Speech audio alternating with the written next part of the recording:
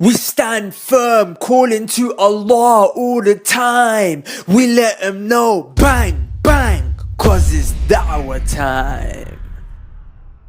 I begin with the name of Allah. All praise and thanks belongs to Him. There's none that is worthy to be worshipped in truth except for Him, Allah. And may peace and blessings be upon the Prophet Muhammad, his family, his companions, and all the prophets that came before him. So basically, I'm chilling in Dubai, okay? And I'm here with the boys. And we go online and we find out that Manny Pacquiao is also in Dubai. Not only is he in Dubai, but he's literally been just across the road from where we're staying. So obviously we thought this would be an opportunity for us to reach out to Manny. So Manny, I'm hoping this video gets to you, and I just want to have a conversation with you right now. The reason I want to have a conversation with you, Manny, is because I see you to be a man of faith, right? You're a Christian and you go and travel the world talking to people about your belief, right? And I also do the exact same thing. Now, since you happen to be in a Muslim country, and I'm sure that my fellow brothers who are in this country are giving you a fantastically hospitable experience and you're having a fantastic time, I also wanted to reach out to you and share with you the true message of Islam. The message that governs the lives of every single Muslim, or should rather govern the life of every Muslim that you see around you here today. And I'm sure many people have spoken to you about this, but I wanted to kind of get to the heart of the issue in the smallest amount of time, and really try and get the message across to you. So, Manny, please give me a few minutes of your time, and I really want you to kind of listen to me with an attentive ear. And the reason I say this is because the Prophet Muhammad, peace be upon him, he taught us that we must love for our brother what we love for ourselves. If not, then we are not true believers, right? And the greatest gift that we can give to a person is the gift of guiding them towards the truth, right? And then we leave it to Allah to embed that guidance in that person's heart. So I wanted to share with you what the truth is with regards to the reality of Islam. But before I do that, I want to start off by acknowledging some similarities between myself and yourself, between the Muslims and the Christians in general. One of the primary similarities that we have is that we both believe that there is one creator. Man, you and I, we both believe there's one God that created us, one God that sustains us, that provides for us and controls our affairs. And we agree on this. One other thing that we agree is that Jesus has a very high status amongst us and a status in our hearts. But there's a striking difference as well, and this is the reason why Muslims are different to not only Christians but also every other religion. And that is that, Manny, because there's only one creator, we say we will give our worship only to this one creator. Because there's only one provider, one controller of our affairs, we will give our worship only to this one creator, one provider of our affairs, controller of our affairs rather. But with Christianity, what happens is that Christians believe that they can't get to God directly, right? Through their own works, because we're sinful creatures as human beings. So we need to get to God through Jesus. And without Jesus, we can't get to God. In that process, what happened is that Jesus became a godly figure or a part of God. And worship was directed towards Jesus, or it was directed towards Jesus and alongside God, who you may refer to as the Father. And that is what we believe to be the greatest sin. That God did everything. Allah created us, fashioned us, provided for us, did everything for us. And that which He gave to us, He deserves worship in return. Solely Him. But we give worship to Jesus or other things. And although Jesus is one of the prophets and messengers of God who guided us towards God when He was sent to His people, He didn't create us, He didn't provide for us. So why is it that we're worshipping Him? Now, the way that I wanted to address this issue is I wanted to kind of get you to engage in a mental exercise with me. You see, the claim that is made on the part of the Christians is that Jesus is God. He's man and God at the same time. So then what we need to do is we need to address what the characteristics of a human are and what the characteristics of God are, and see which category does Jesus fall into. Because if we can show that Jesus has godly characteristics, then perhaps you may have somewhat of a standing to lean on, right? So let's look at it. Some of the characteristics of God is that God is eternal, but human beings are not. God is self-sufficient, human beings are needy. God is independent, human beings are dependent. God is all-powerful, human beings are weak. God is all-knowing, human beings are limited in their knowledge, and the list goes on. Now my question to you is, any of these primary characteristics of God, does Jesus fall into any of them? Does Jesus fall into any of these characteristics? Well, let's look at it. Was Jesus independent? No. He was dependent upon his mother in the womb. He was dependent upon the nutrients he was receiving from her whilst he was inside of her. He was dependent upon the food that he used to eat. Allah tells us in the Quran, when he's addressing the Christians, he says, you take Jesus as a God, yet he was a righteous man, a prophet, and so was his mother. But you forget that he cannot be God. Why? Because he used to eat.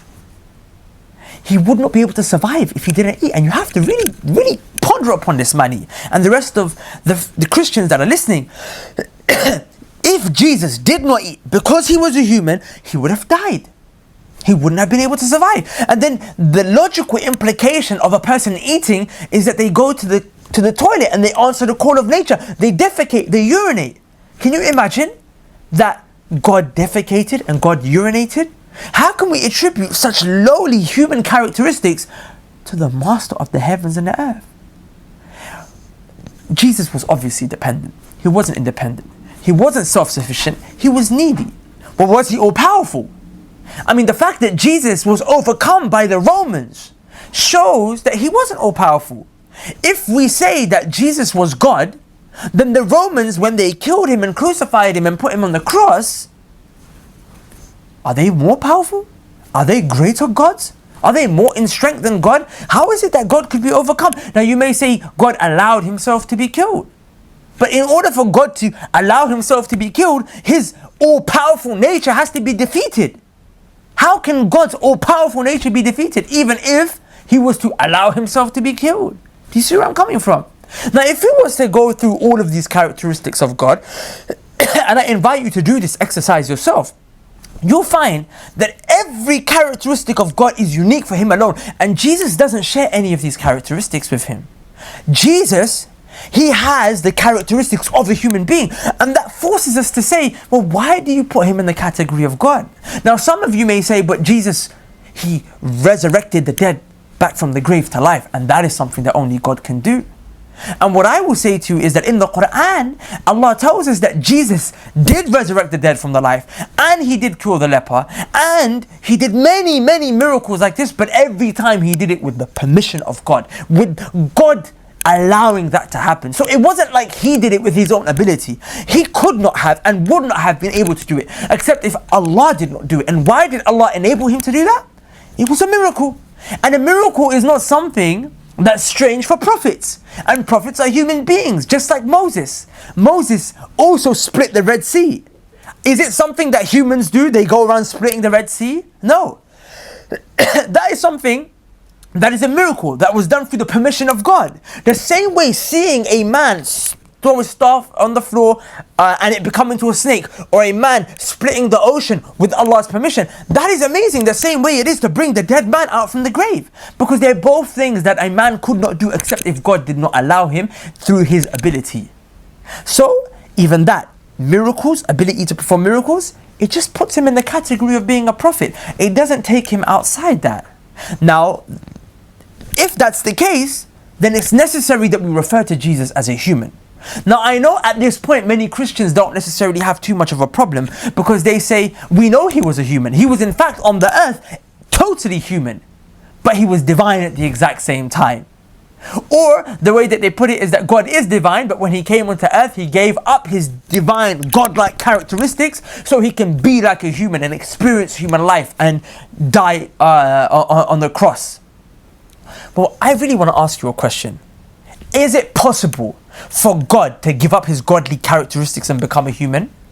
The reason I ask this question is because, although generally speaking the common belief is that God can do anything he wants, we have to phrase that claim properly.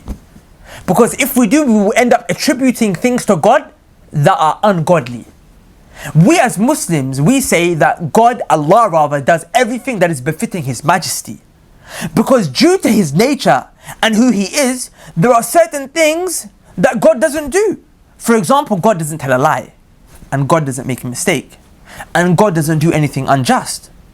If you say He does whatever He wants, sorry, if you say God can do anything, then He can tell a lie. But you don't believe that, and neither do I.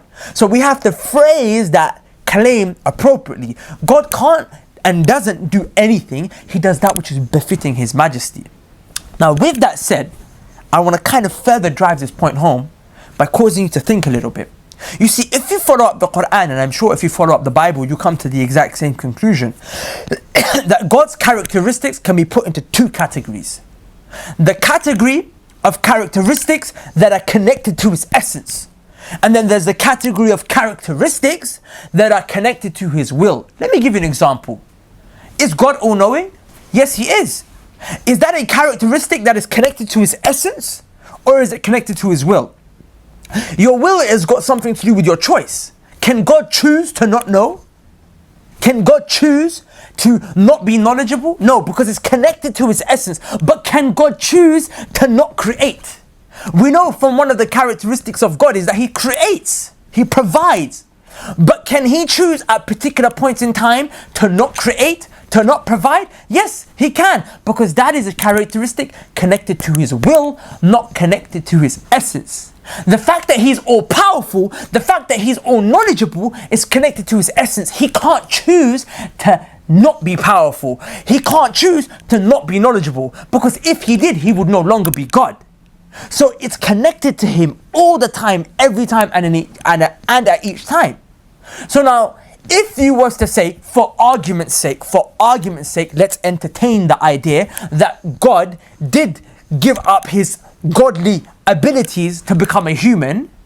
If He did, then He would only be able to, and not that I'm saying that that's possible, because I believe even that is impossible, but let's just say that if He did do that, He would only be able to give up the characteristics connected to His will.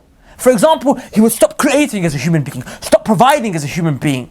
He would stop delivering punishment as a human being, or sending down His mercy.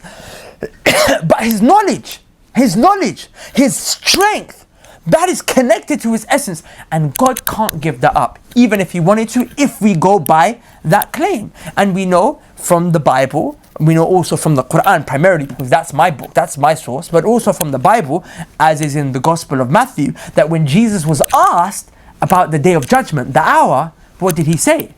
He said, nobody knows, not even the Son, not even the angels in the heaven, except but the Father. Now my question is, if Jesus is God, how does He not know the very day that He set, the day of judgment, the final hour? God set that day. How does He not know? Either He forgot, and that can't be a godly characteristic, or He's lying, and that can't be a godly characteristic, or thirdly, he genuinely doesn't know because He's not God. Because if He was God, and He did come onto earth, then that knowledge would never be able to become disconnected from Him. Now, with that said, I think it suffices to say, Manny, that Jesus isn't God. And God, Allah rather, deserves to be worshipped alone. The same way Jesus worshipped God alone. Remember, Jesus was one who submitted to the will of the Father. He said that, right? What does it mean to be a Muslim? The very word Muslim means to submit your will to the will of the one true Allah. And when Jesus said, I submit my will to the will of God, if you translate that into Arabic, he was saying, I'm Muslim. And the reason why the Prophet Muhammad, peace and blessings be upon him, was sent was because, and he was sent, the reason why every previous messenger was sent before him was because the people transgressed from the original law of God and the original teachings of God. And God had to send down these prophets and messengers to bring the people back. Jesus was one of those prophets and messengers. But the Prophet Muhammad, peace and blessings be upon him, was the last and final messenger sent for all of mankind. Remember Jesus, even he said, it's in the Bible, right? That I wasn't sent for the Gentiles. He said, why will I cast myself to the swine? I was sent to the lost sheep of Israel. So those were the people to whom God sent Jesus. But the Prophet Muhammad, peace be upon him, was sent for all of us. And that is Islam. We worship Allah alone, and we follow and worship Allah according to how the Prophet Muhammad, peace and blessings be upon him, taught us. And that is what I invite you to, Manny. And that is what I invite all the other Christians to. And I really